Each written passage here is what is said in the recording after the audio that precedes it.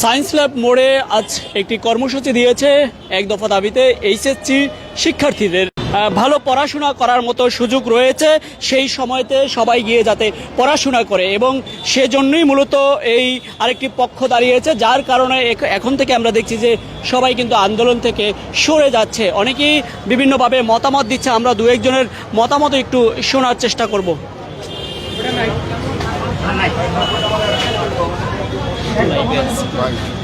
আজকে এই কর্মসূচি নিয়ে কি বলবেন আপনারা পক্ষে বিপক্ষে আমরা দেখছি যে অনেকে দাঁড়িয়েছে আসলে আপনি কি বলবেন?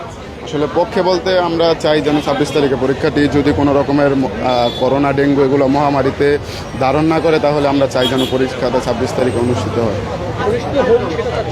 হ্যাঁ, ওয়ালটন আবারও মিলিয়নিয়ার অফারে ওয়ালটন ফ্রিজ কিনে আপনিও হয়ে যেতে পারেন মিলিয়নিয়ার।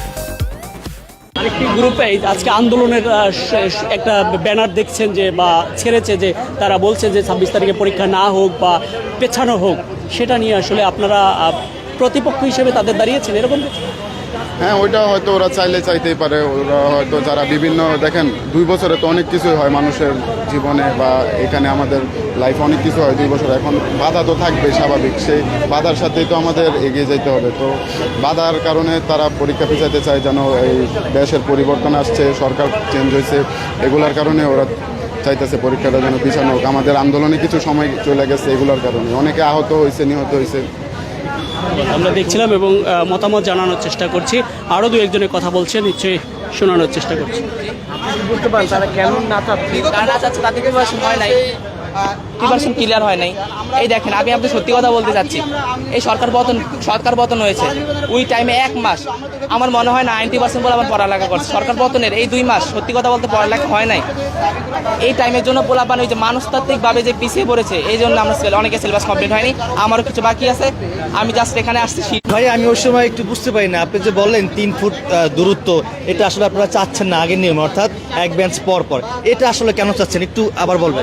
ভাই আমরা কোঅপারেশন করতে যাচ্ছি বন্ধু বান্ধব মিলে, যাতে টুকটাক অন্তত 5 মার্ক হেল্প তো পাইতে হয়। এমন একটা অঙ্ক আছে যেটা আমি অ্যান্সার পারি না বা অ্যান্সার আমি ওর থেকে একটু হেল্প নিলাম, এটা ভোট পরীক্ষা অ্যাভেলেবেল হয়। এখন আপনি যদি কড়াকড়ি করেন তাহলে হবে না, আমিও দিতে চাইছি না, সমস্যা নেই। কিন্তু সমস্যা হচ্ছে এই জায়গায় যে এখানে রেজাল্ট অনেক খারাপ হবে, সরকারি কিছু হবে না, বাস ওই শিক্ষার্থী যে আত্মহত্যা করবে ওই প্রাণের দায় কার? আমার প্রশ্ন এটাই।